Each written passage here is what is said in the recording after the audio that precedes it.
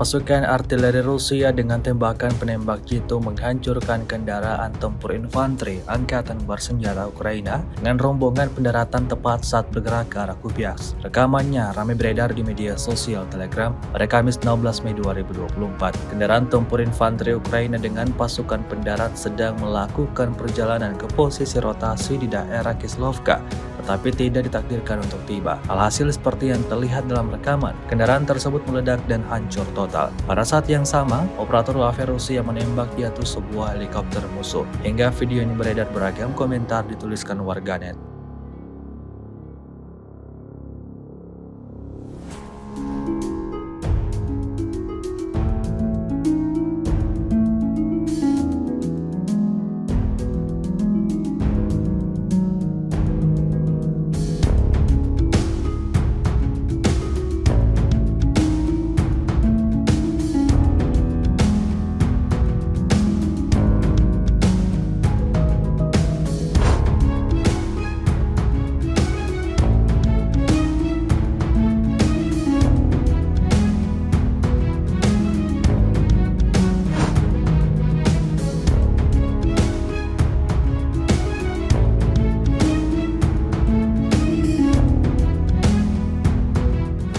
Download Tribun X sekarang, menghadirkan lokal menjadi Indonesia.